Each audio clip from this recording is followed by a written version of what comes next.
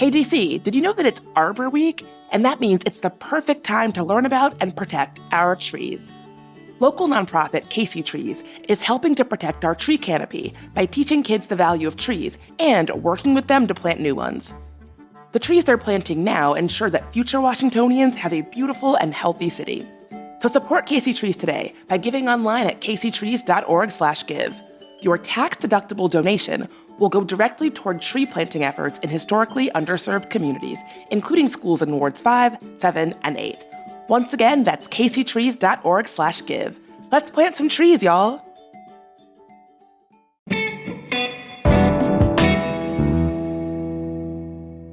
Today on CityCast DC, DCPS is facing major cuts, a DC coffee staple unionizes, and Real Housewives of DC is finally released on streaming. If these are the kinds of news and culture conversations that you want to hear more about in DC, be sure to become a member of CityCast DC today at membership.citycast.fm. You'll get exclusive perks like ad-free listening, event invites, and members-only guides. But to get into today's news and culture updates, I'm joined by CityCast DC producer Ashe and Washington City Paper's Kat Sposato.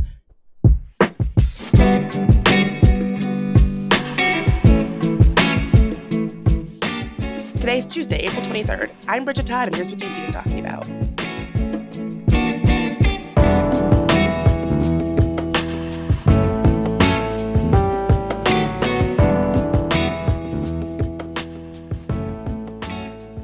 Thanks so much for being here. Hey, Bridget. Hey, thanks for having me. So, Ashe, what is going on with these DCPS cuts? Yeah, so I kind of had to put my policy wonk hat on for a little bit here. But essentially, in the midst of Bowser's new budget, DCPS is facing cutting 200 positions from schools. So this is teachers, mental health advisors, janitors, everyone pretty much is on the chopping block. This is across DCPS. There'll be 200 fewer teachers next year, which is only 2% of the staff. But I think schools are already struggling, and this could be, this is rightfully kind of a contentious cut because it's schools and schools are struggling. And, post-COVID, everything's happening. They're struggling to get back on their feet, get kids in school. So this has been pretty contentious this last week. I know that DCPS has been having a big problem post-COVID with kids actually showing up to school. Are the kinds of positions they're going to be cutting folks who would kind of be supporting that? Like, is that going to get worse because of these cuts? Yeah. I mean, so not to plug myself, but I have a piece for local civics on our website about absenteeism. So last year, the 2022-23 school year, 43% of DCPS students were chronically absent, which means they partially or fully missed 10% of all school days.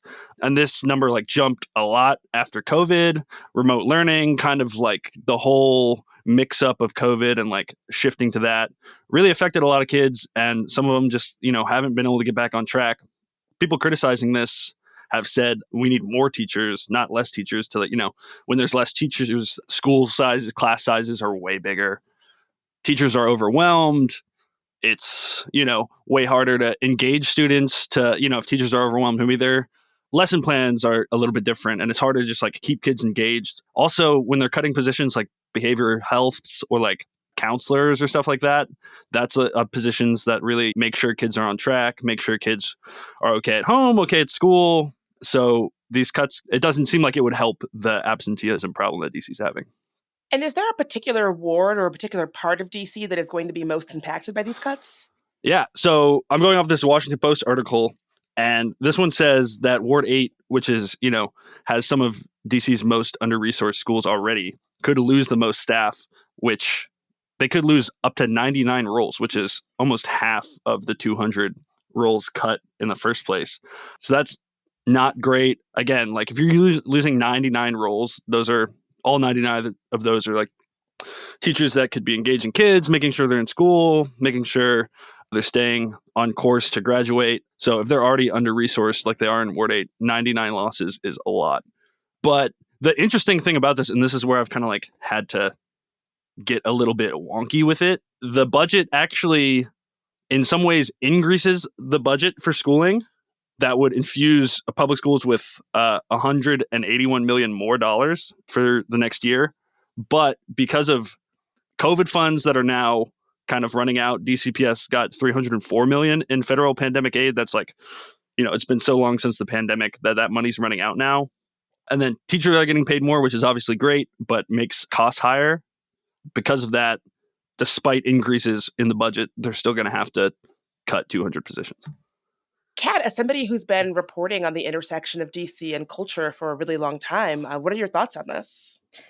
Yeah, I think my thoughts are a little bit more general in the sense that it's really frustrating for me to witness the teachers bearing kind of the brunt of these cuts. I think that this doesn't just apply to teaching, but it's just incredibly frustrating across the board when you see administrators who have kind of led these deficits and created the conditions for the needs for these kinds of budgetary chops are not being held accountable and instead having teachers bear the brunt of that.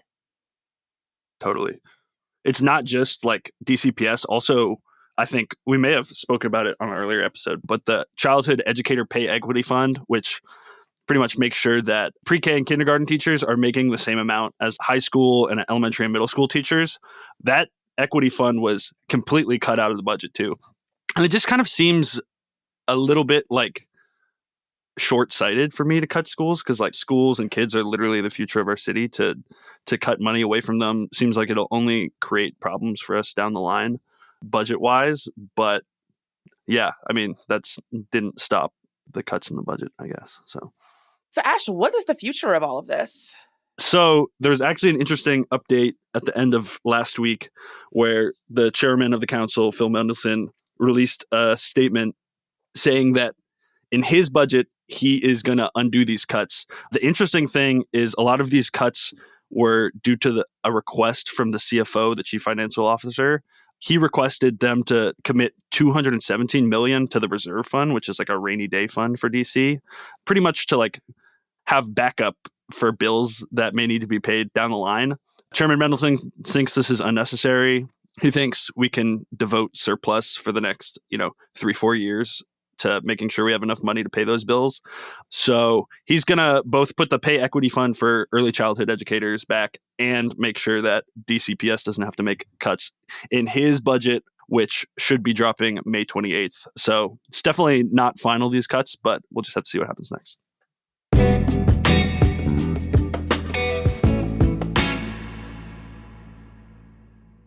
Hey, DC art lovers! Award-winning actress and playwright Anna Deavere Smith is giving a 4-part lecture series at the National Gallery of Art. It is called Chasing That Which Is Not Me / Chasing That Which Is Me. Smith is known for her roles in The West Wing, Inventing Anna and Nurse Jackie, so you definitely want to come take a listen. It'll be every Sunday from April 28th to May 19th at 2 p.m. And the best part is they are totally free. Register to secure your spot at nga.gov/melon24. This episode is brought to you by ShipStation. If you run an e-commerce business, you know how much work it takes to produce something great while dealing with complicated shipping issues. That's why over 130,000 companies have turned to ShipStation, an innovative tool that allows you to focus less on shipping and more on building your brand. With ShipStation, you can manage orders, label printing, reporting, and customer service on one easy-to-use dashboard. You'll reduce warehouse costs with reliable enterprise solutions and save thousands on shipping costs with discounts up to 89% off. Plus, you can effortlessly import orders from everywhere you sell online. So, turn your shipping challenges into opportunities for growth. Go to ShipStation.com and use code POD to sign up for your free 60-day trial. That's ShipStation.com, code POD. And Kat, you were talking about how it's kind of a shame that the staff is really feeling the squeeze of all this. And I feel like from one story where the staff is feeling the squeeze to another, what's happening with the Wydown Union? Yeah, so last week, the cooks, bakers, and baristas at Wydown coffee shops on their 8th Street location and their 14th Street location launched their letter of intent to form a union after they said that concerns of mismanagement and mistreatment had basically and essentially gone unaddressed for a couple months now. And now they are working to get recognized by the National Labor Relations Board.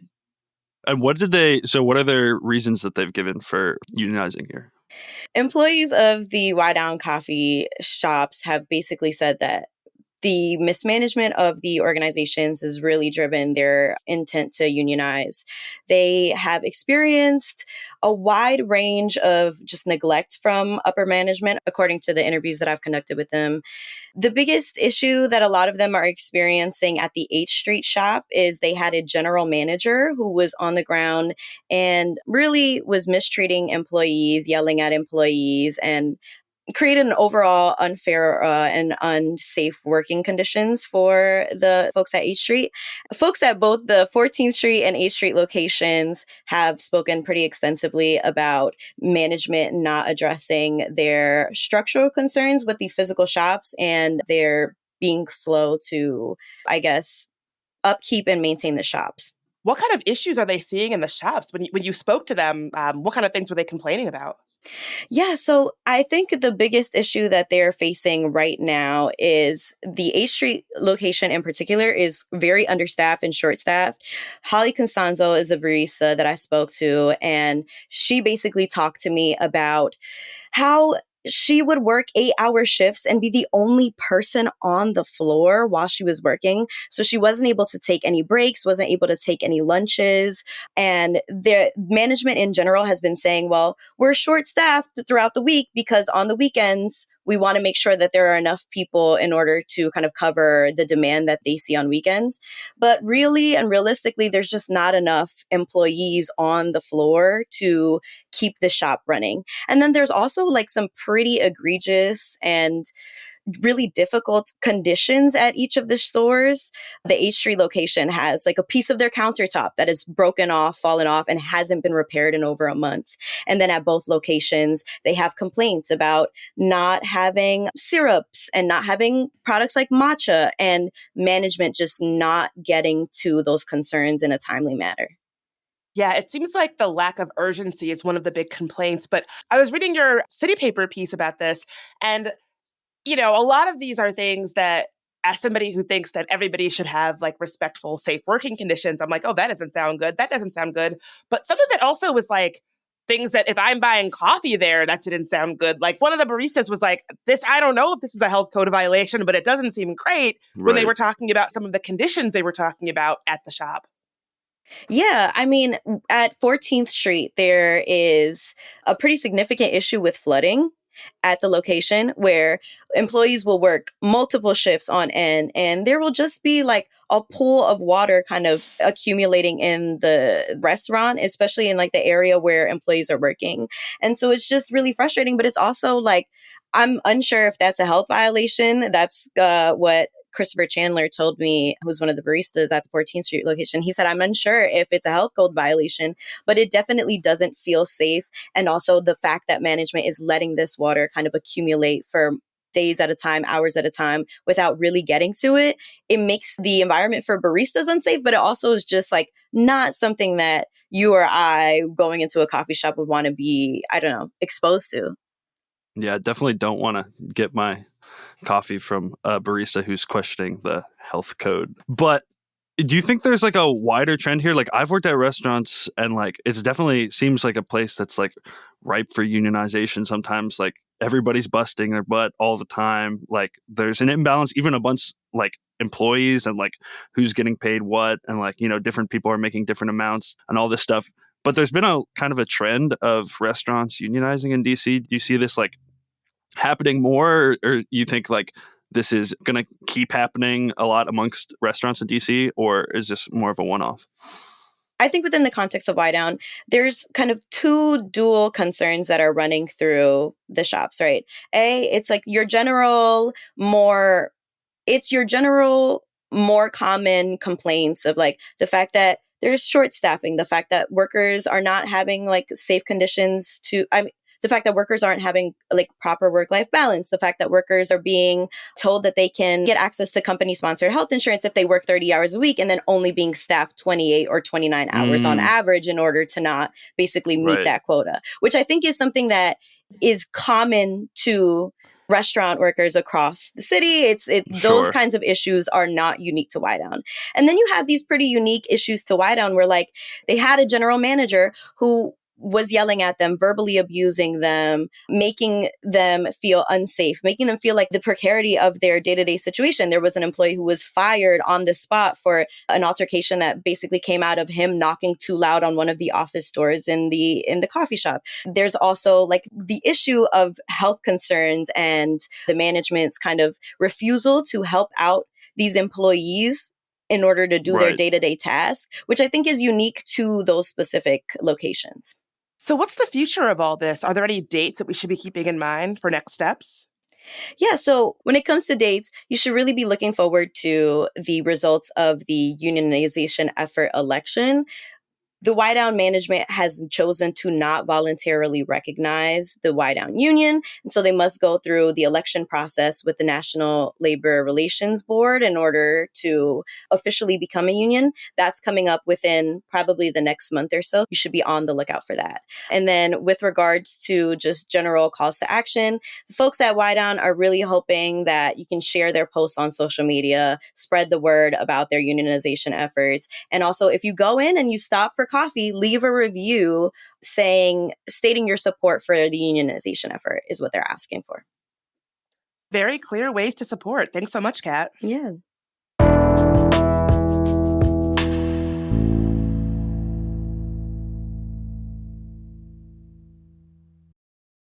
Families have a lot going on. Let Ollie help manage the mental load with new cognitive help supplements for everyone 4 and up, like delicious Lolly Focus Pops or Lolly Mellow Pops for kids. And for parents, try 3 new Brainy Chews to help you focus, chill out, or get energized. Find these cognitive health buddies for the whole fam at ollie.com. That's OLLY.com. These statements have not been evaluated by the Food and Drug Administration. This product is not intended to diagnose, treat, cure, or prevent any disease.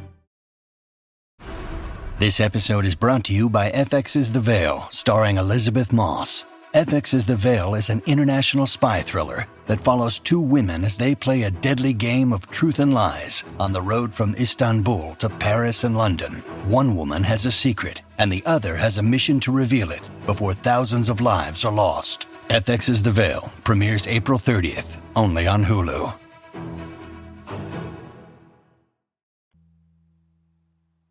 So, Kat, Ashe knows this about me, but you might not know this about me, which is that I love reality TV. I wouldn't even call it a guilty pleasure. It is a simple pleasure. Life is short. Life is hard.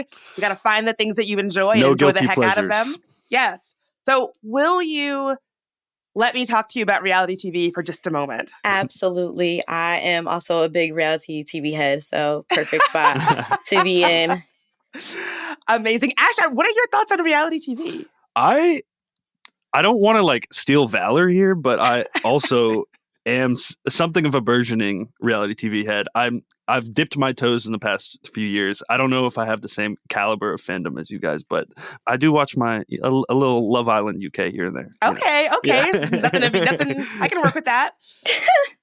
So as a reality TV fan, I have to tell you that the reality TV, specifically the Bravo message boards, subreddits, everybody is freaking out. And that is because the Real Housewives of DC, this kind of lost franchise, is finally available on streaming on Peacock. And so Bravo actually has pretty good like DMV representation. There's Real Housewives of Potomac, which just wrapped a couple of weeks ago, just had their reunion. Some people might not know this, but the reason why we have Real Housewives of Potomac is because of Real Housewives of DC. When DC ended, Potomac kind of rose from the ashes of that franchise. And so it's kind of a big deal that DC is now available on streaming because Andy Cohen, Bravo's executive producer, previously had said it would never be available to watch. They were never coming back to DC. All of these big, emphatic proclamations about how you would never be able to watch DC. And so far, that had been true. If you wanted to go back and revisit 2011's Real Housewives of DC, the only available option to do so was to buy individual one-off episodes on Amazon. Trust me, I had looked. And what is this, 2005? What is this? I know, right? So the reason why DC was all but like pulled from the airwaves was because of like kind of a big deal incident. So during the filming of Real Housewives of DC, two of the cast members, housewife Mikhail Salahi and her husband Tarek Salahi, snuck into a 2009 White House state dinner despite not being invited. Do y'all remember this? I do not remember this. I was fully a child. Me too. I don't remember. I was like, well, y'all, I'm a lot older than you, and I watched this in real time. Wait. Jaw on the floor. Well, this is insane. But why did they just wanted to sneak in to like have free dinner? Like why were they sneaking into this? Basically, they were, and I guess this kind of goes back to like what the DC franchise was all about, but they were really selling themselves as these DC wheelers and dealers, very well connected. Sure. And I don't want to give any spoilers, but it seems like a lot of that was smoke and mirrors. They might have been like low-key scammers. And so part of this grand facade that they were fancy people who knew other fancy people in DC was getting invites to these parties. And so this White House state dinner where the president and vice president are, they were not on the list. They just kind of like breezed by security. What? They showed up dressed appropriately as if they had been on the list. And then Secret Service had to kick them out. This all also happened on camera. So you watch, when the show airs, you watch this happening on the show. I remember I watched this in real time in 2011 because I'm a lot older than y'all. It was like we had never seen anything like it. It was crazy. It's crazy that not only they snuck in, but the cameras snuck in Yes. too? What? So, you know, if you watch Housewives, you're probably used to like all kinds of messy housewives antics, like throwing champagne in people's faces and making big scenes. But this was a really big deal. It was parodied on Saturday Night Live.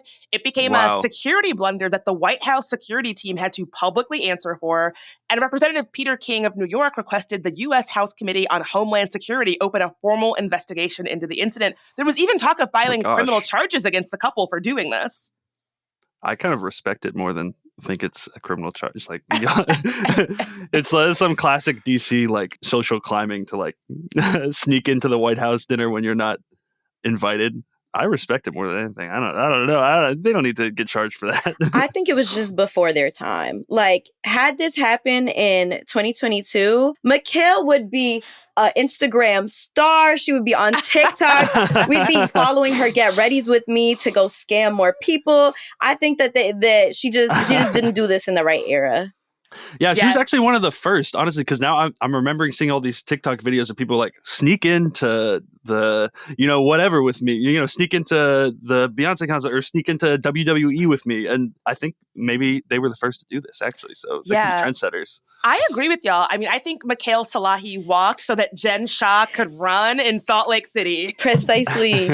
So now that Real Housewives of DC is available to watch on streaming, everybody is sort of buzzing about it. And it is sort of sad because, it was the only U.S. franchise of Real Housewives that was canceled after one season.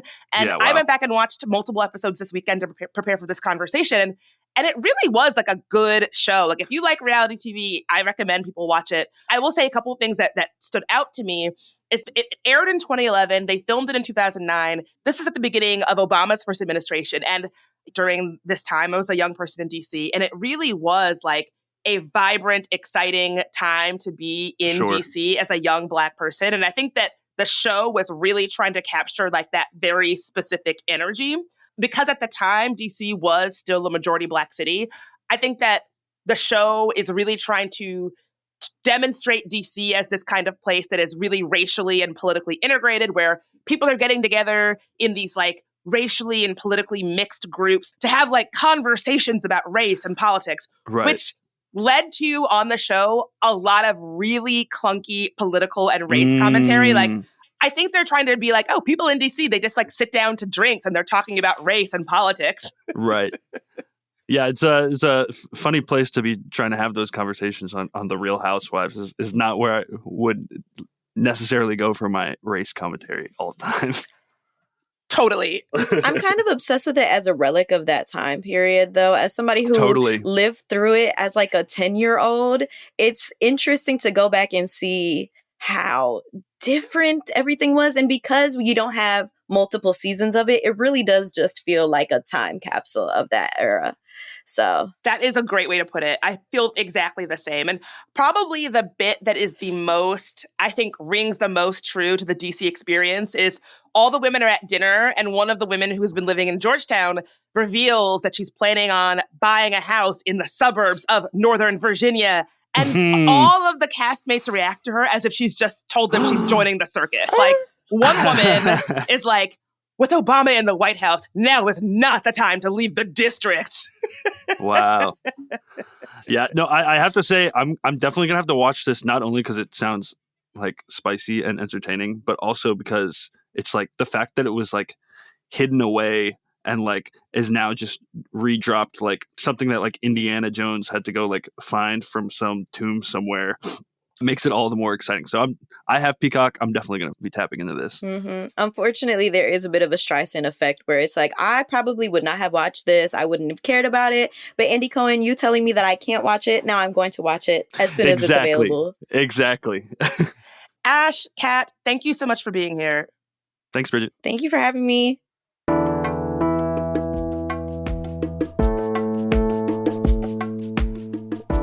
That's all for today here on CityCast DC. If you enjoyed the show, why not tell your friend who loves reality TV? They can rate the show, leave us a review, and subscribe to our morning newsletter. We'll be back tomorrow morning with even more news from around the city. Talk to you then.